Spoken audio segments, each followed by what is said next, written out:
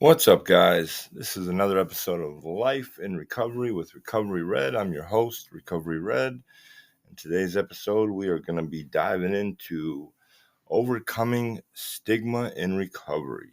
I decided to do this episode because stigma is a huge part of recovery, and even for people actively in addiction, we're all playing a part in the stigma one way or another. I'm a firm believer if you're not a part of the solution, you're a part of the problem. And I've been a part of both. So I'm here to talk about it. And hopefully somebody relates, somebody picks up something new that they didn't know about. But the point of it is to continue forward, keep moving forward. As far as I'm concerned, stigma related to recovery, it really puts it's in regards to negative attitudes or beliefs, stereotypes that society has put towards individuals that are in the process of recovery from addiction or have successfully overcome substance use disorder. Either way, the stigma is still there.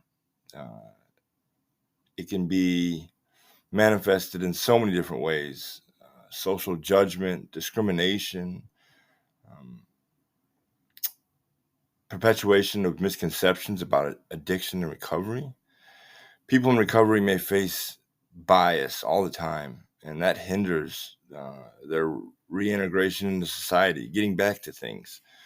And stigma, I think, really does. It hinders, it stops people from doing that. It can lead to feelings of shame. I know for me, I isolated a lot. And you don't want to seek help because you figure what's the difference? If I seek help, I'm still going to be looked upon as this addict, no matter what I do.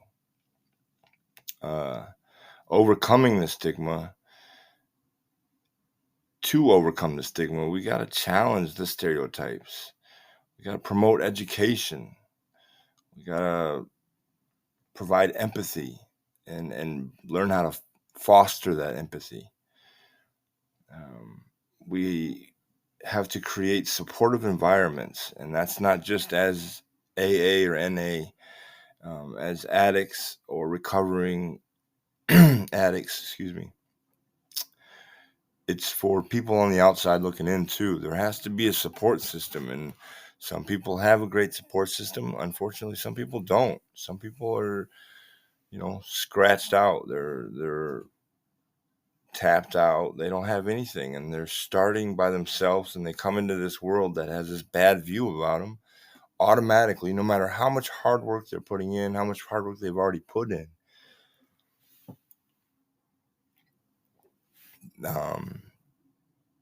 Society just has this stigma, and as addicts in recovery, we have to overcome it.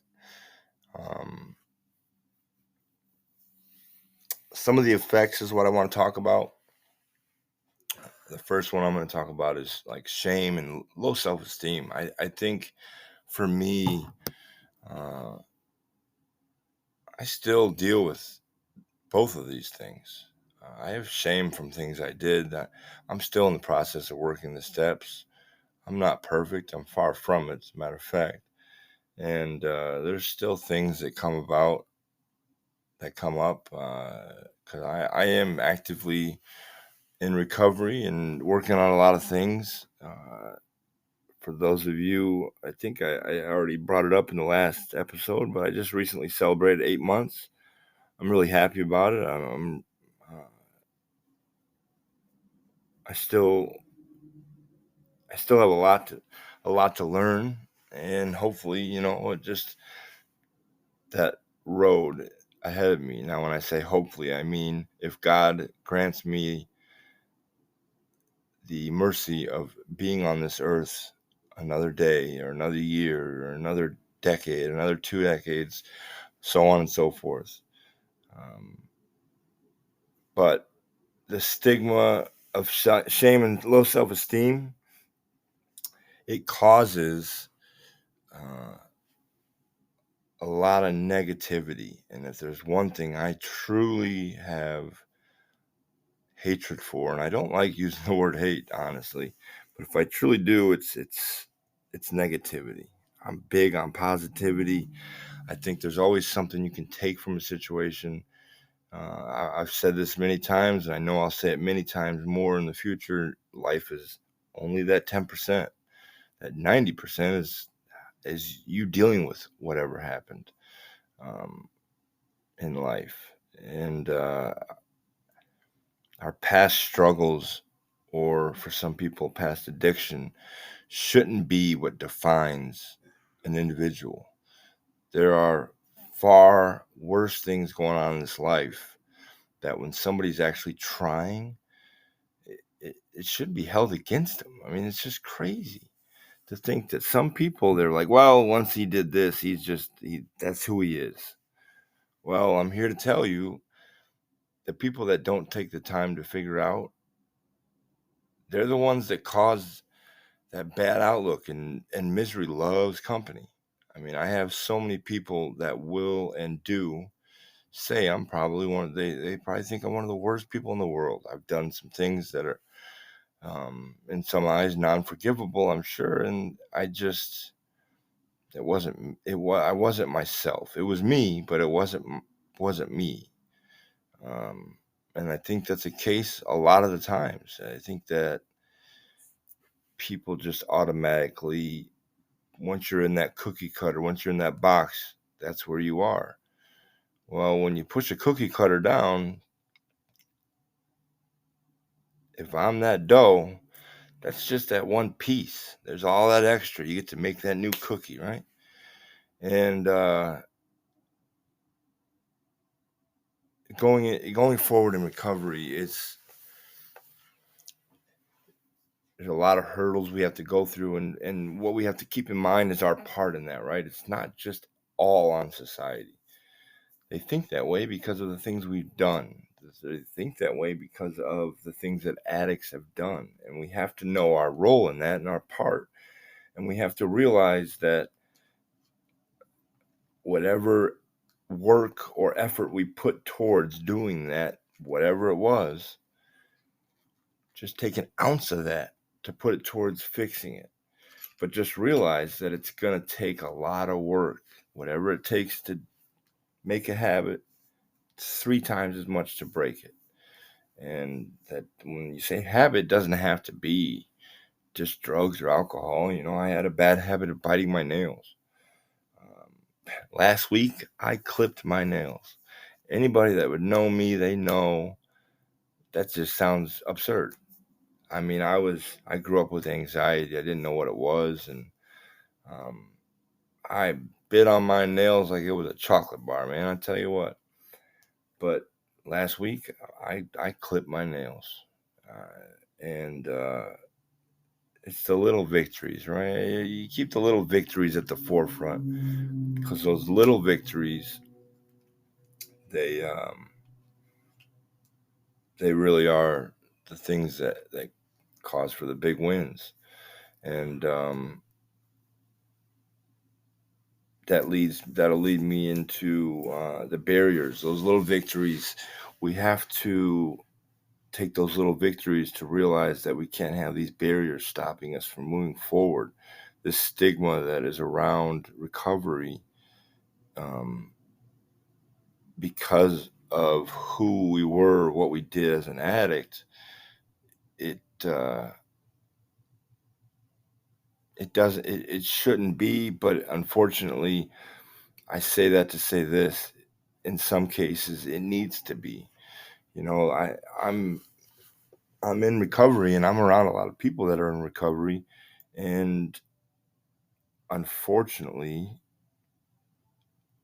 I I read it a lot that there's some fake people in recovery, and whatever reason that they're in recovery for, I can't speak on all the time, but you can unfortunately see certain things, or at least I can. God gifted me with the ability to read some things in life and read people. and I'm pretty. I'd like to think I'm pretty good at it at least. I don't want to always say I know this, I know that, but I'm pretty confident in the fact that I'm pretty good at reading people, and I usually can tell when somebody's lying. A human lie detector is what I always say, because if I catch you in your natural element and you're not out to deceive me, but you are out to deceive, if that makes sense. You're not trying to see if I'm a lie detector. You're just being yourself. I can usually point out lies. And unfortunately, there are people that are in recovery that will relapse. Some people won't come back. Some people will. It's just a matter of how it is. I'm not out to judge that. I just stay clear of it. So being able to read certain people, I stay clear of certain people because I know that they've got a road ahead of them. Maybe I don't know, but I feel it. So I try trust my gut. And unfortunately, I've yet to be wrong with certain things that I've felt strongly about from reading. Um, but I say that to say the barriers that are put up uh, are because of a lot of different things. I already said it's the things we did as an addict in our addiction, but then you have the people that are in recovery for the wrong reasons, whatever that reason may be, and then they go back. Well, the stigma is everybody thinks that we're gonna just go back to our old ways, go back to lying, cheating, stealing, and doing whatever it takes for our addiction. And they don't want to be around when the ball drops again. What people don't realize is putting that stigma, sometimes it causes people to fear asking for help because they think they're going to be judged or discriminated against. And it causes people to go down a different path versus going the path that they would actually really want to do, and that's recovery. And I don't think people realize the reactions they're causing from their actions of judgment. And I also don't think that people realize that when they go into recovery and they half ass it and they go back to their addiction, what they're causing that stigma to be true, when they're causing that stigma to be true, that it makes it so much harder for us to overcome these stigmas that are out there. Now, some people have a different mindset, and I definitely see that. But the stigma is there and it takes work to overcome. Some people do, some people don't. But ultimately, as a whole, it's hard for people to overcome these stigmas. Um,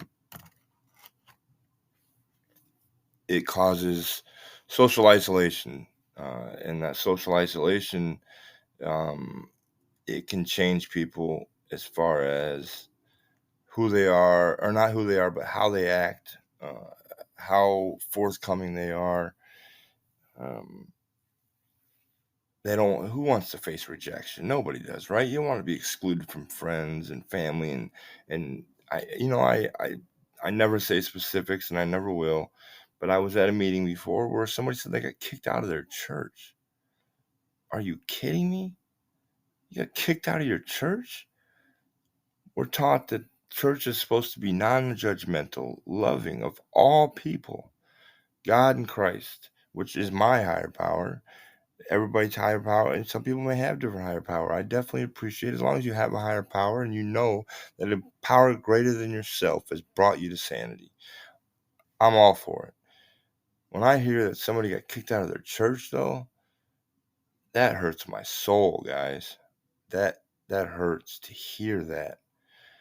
And I have people in my life that have been churchgoers, and unfortunately, they're causing a stigma in the fact of I feel like I'm getting judged by people in the church more than I am people outside of the church, and that sucks because I'm a person that I love God. I love Jesus. I am so happy and thankful to have him in my life.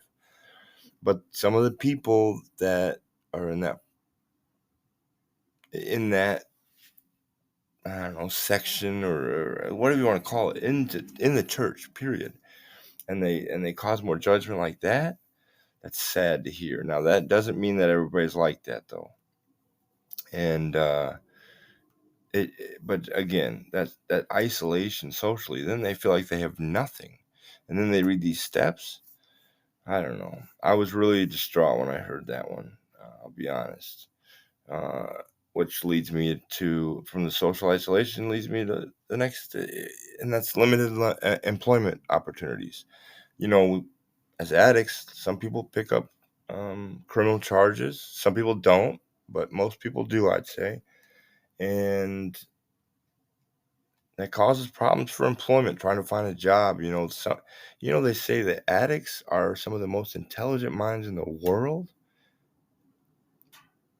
but some addicts that have a criminal background, they can't find work. So their untapped potential is happening. You know, a lot of addicts have so much to offer, and they're not even being able to utilize that because of stigma. Um, that stigma causes us to internally even think that maybe they're right, and we stigmatize ourselves. That's how bad this is. Um, they believe these negative stereotypes about themselves. I've been told certain things. Uh, I'll just say it because I said I'll never hold something back. I have an ex-wife, and I have a daughter that I miss very much, and I haven't spoken to in years. And she told me that my ex-wife told me that my daughter said I was nothing but a sperm donor. Um, that hurts. It hurts really bad, actually. And I use that to fuel my addiction sometimes. Figured, what's the point, right? What is the point of doing any of this if somebody doesn't think I love them? Somebody just thinks I don't care. Especially when you do.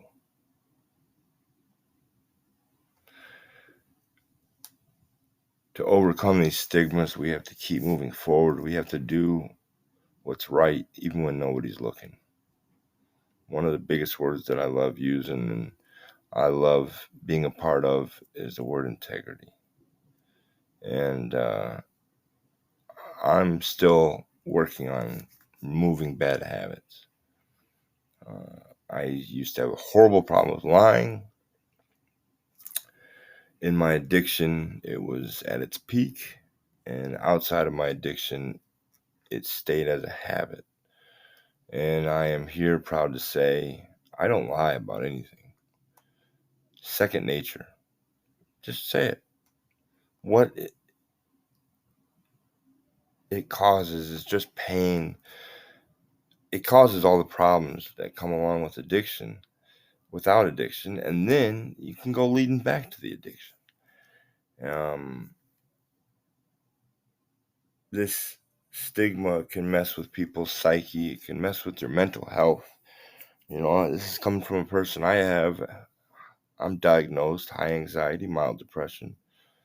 Um, I am I'm an outgoing person, but I'm also a shy person. I don't know if that makes sense to anybody, but I can assure you that it's true. Maybe I'm just not saying it correctly. But I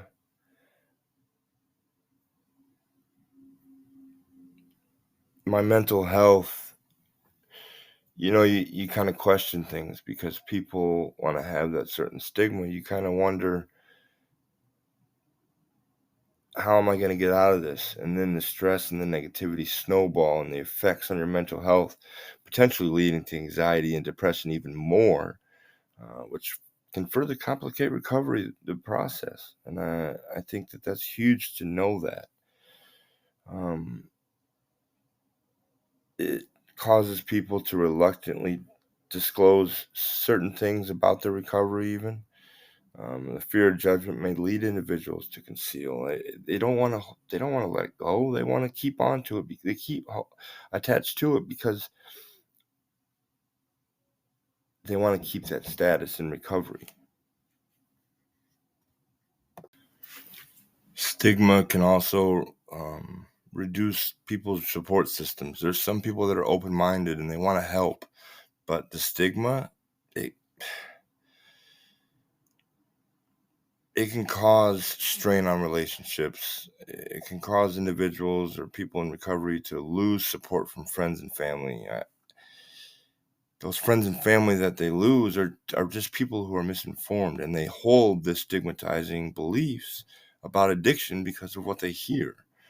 Um, and all this can prolong the recovery process. Some people don't even get into recovery because they're so worried about the stigmas. They're so worried about facing things, and not just the things that they've done and the things that they need to own up to, but the way people are going to react because the stigma is there. And addressing these, or addressing and breaking down these stigmas is huge on providing an environment or a support system for individuals in recovery. We need to break them down because this brings people to the point of being able to rebuild their lives with that dignity, that resilience, that happiness, that peace in their eyes. And we can all be part of this community. And I think that overcoming this stigma would be huge for recovery. Now, unfortunately, I've always got to play and see both sides and try to look at both sides. I'm not always great at it, but I try. And I see part of the stigma is there because people have tried to help others and they shit on them. I mean, let's just be real. They did. And unfortunately, in my own respects, I'm one of those people. I lost two friends that I held very close to me, and they were always there for me. And I had relapsed, and I didn't tell them. And I made choices that were wrong. Um, and it wasn't the stigma. These were two people that didn't have the stigmas, but I caused them to. I caused them to have the stigma. So I'm guilty of this too. It's not easy, guys. It's a part of the process. I had a conversation with a friend that had said, have you ever felt homesick, but you didn't have a home to go to? That's tough, guys. That, I have my mother. She's always been a great support system for me. Um, in all honesty, I don't do the best living with her. And it's not that I don't feel it's home. It's just at my age, I want my own home. I want to have my own place where I have complete and utter peace of mind of where I'm at. And I don't have that right now. So when this friend sent me this text, I sat back and I looked at it. I read it for a minute. And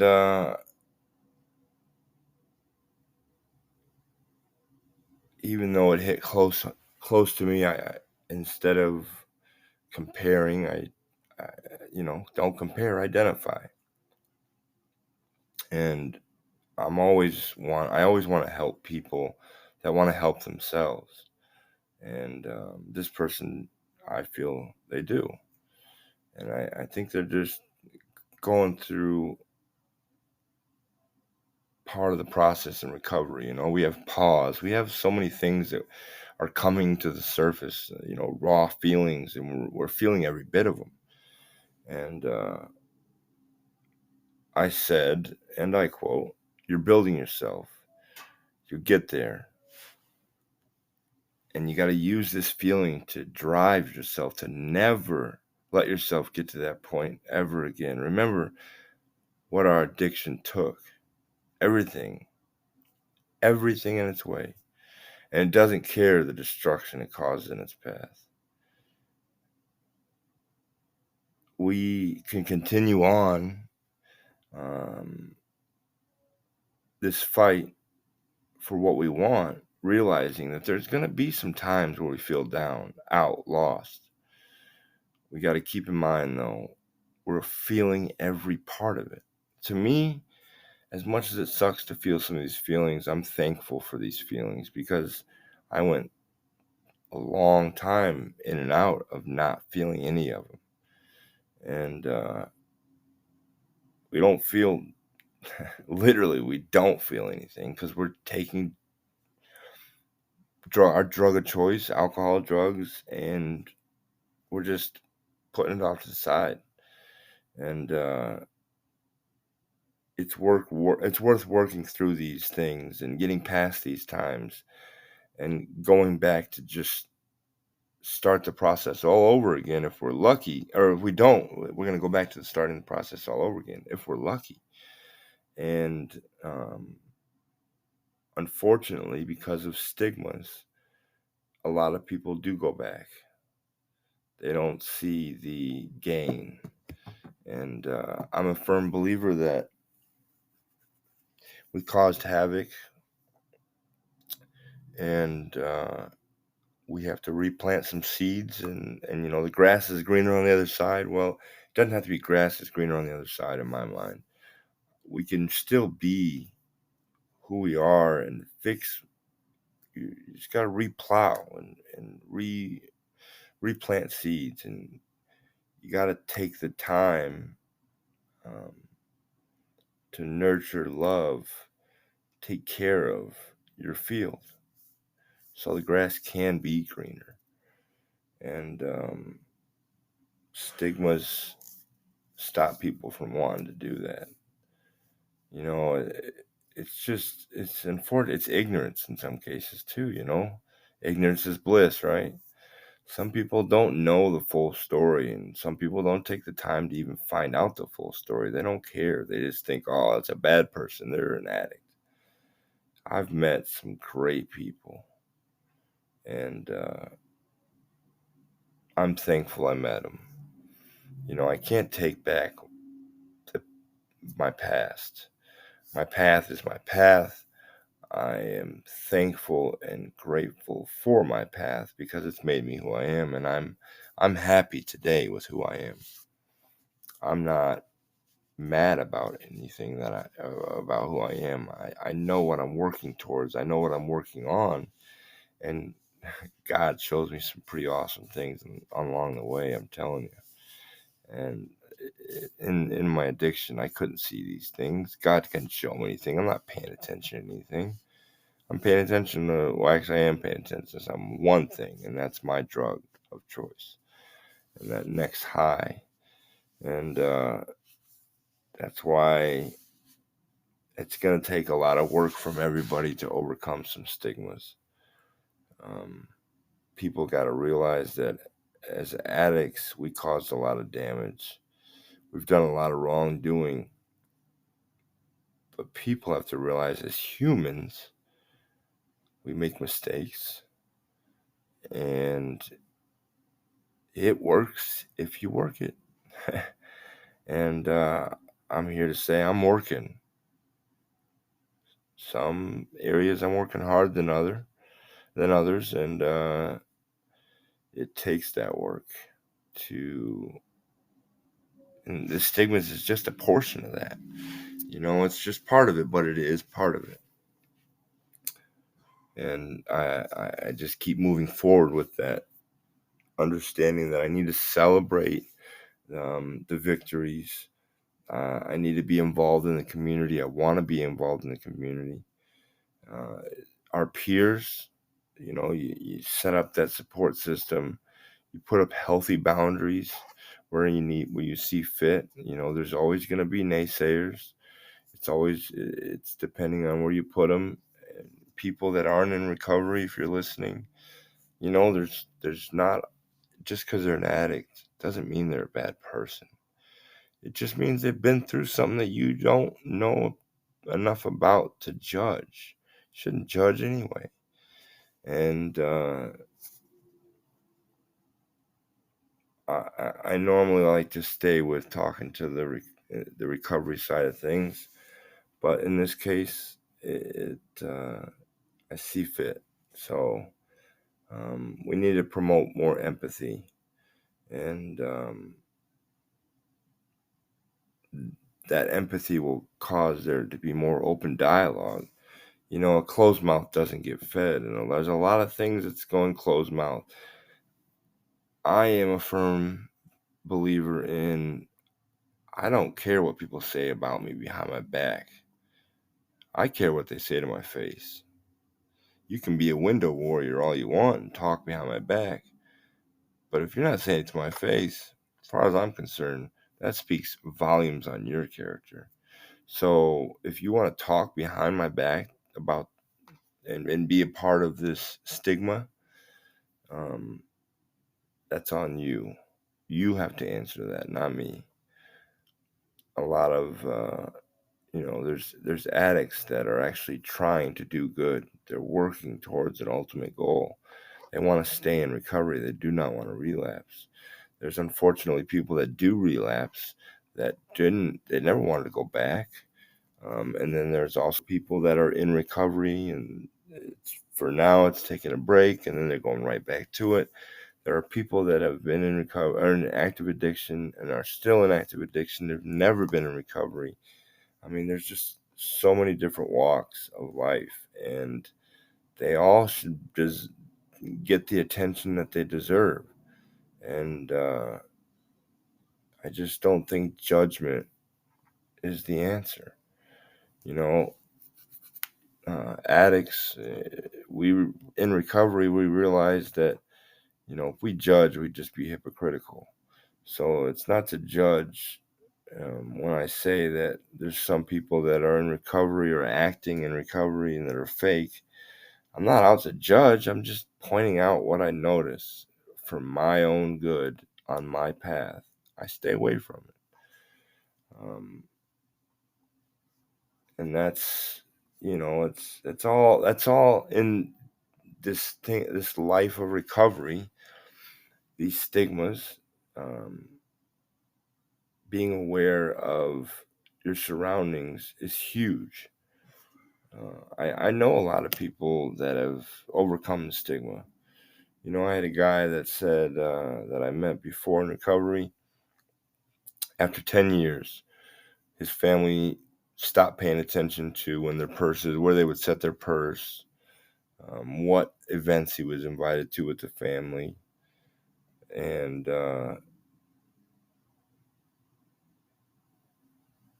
it made him really appreciate his recovery.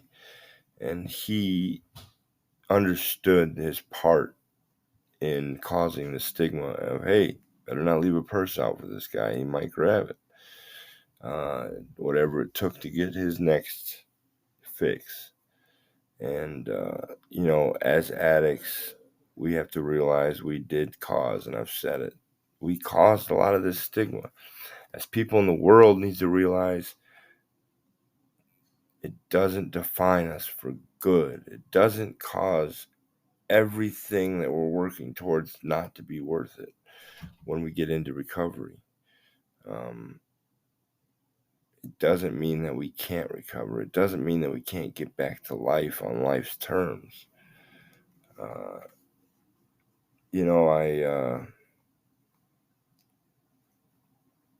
I I had an interesting week myself. I went through dealing with some things stigma wise, and I decided to talk on this topic just because I think that a lot of people have an outlook on addicts as all bad. But if there's one thing I have learned, America loves a comeback. They love it. We know that from the movies. Rocky, Comeback King, and he wasn't even real. In the movie, it was a movie, and people were all about it.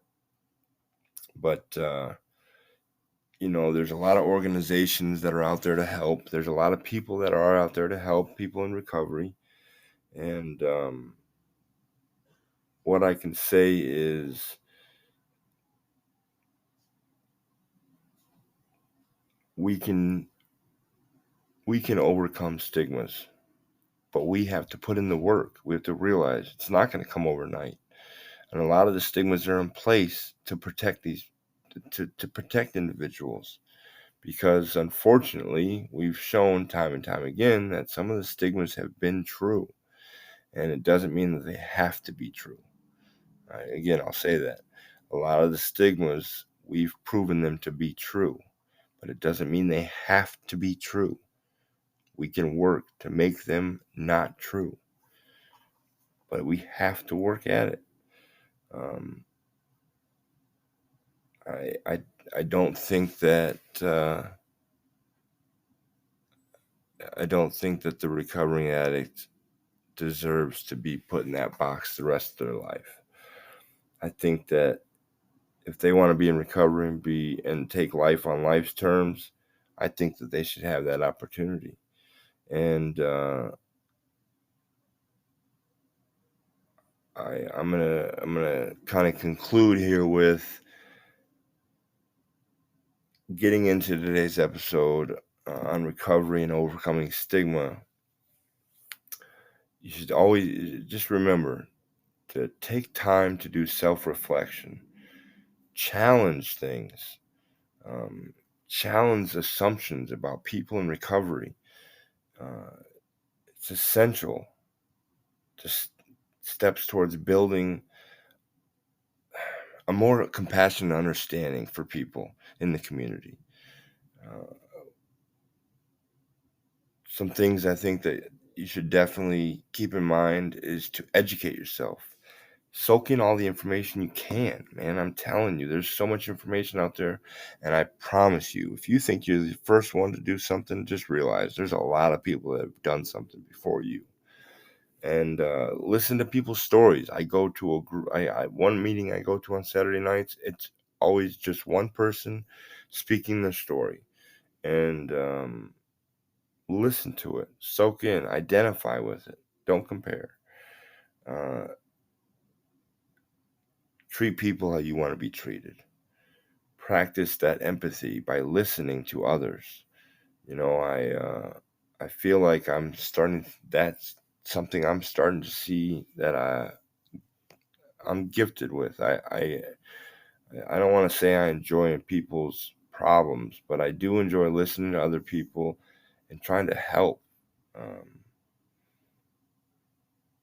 and a lot of these stereotypes that are out here, question them. Don't just say, "Oh well, yep, okay, fine." If that's what they think, that must just be what they think, and that's okay. It's on them to think that way. No, question them. Make sure that they understand, and make sure that you know that what they're saying doesn't have to be true. Um, I think that's huge, and talk about it. You know, get in a dialogue about it. Don't just listen. If you have something to say, speak up. Attend these AA and NA meetings. Attend events as groups. Do things to show unity, and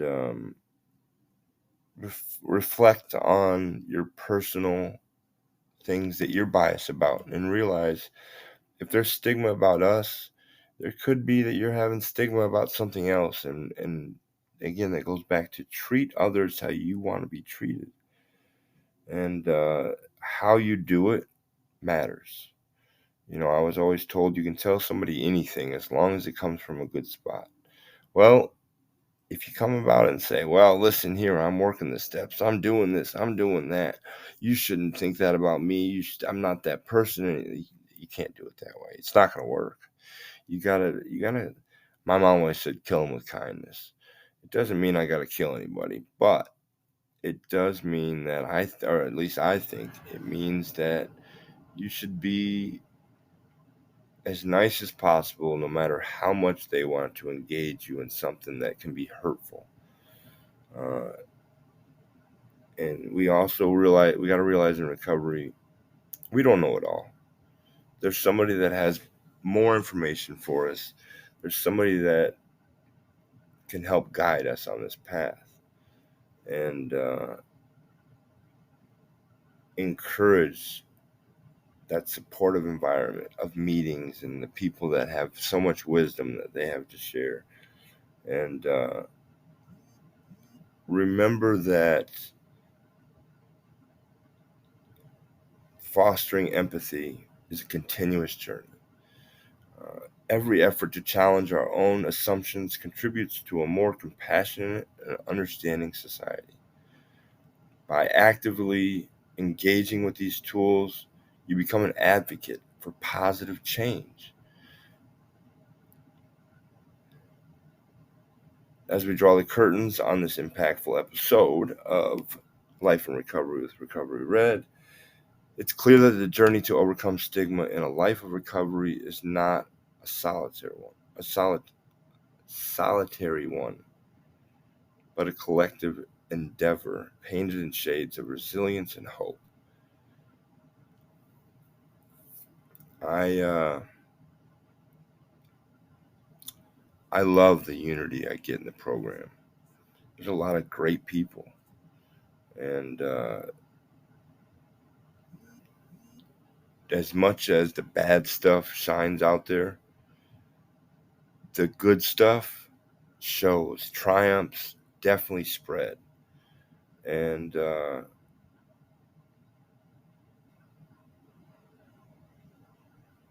I don't have all the answers, but I think we need to unite. We need to question things. We need to talk about things, and we need to figure out ways to overcome certain stigmas and certain obstacles in life. They're going to happen, and the only way we're going to do that is by talking to each other, trying to figure out things, figure out what works best, look for guidance. I'm I'm still figuring things out, guys. I don't have all the answers. I still got a whole mess of stuff that I'm dealing with. But I want to. I want to be here. I want to be sober because I want to be sober to deal with these things so I can get that peace in my eyes. I want to thank you guys for listening in again. Um, I hope you take something from the episode.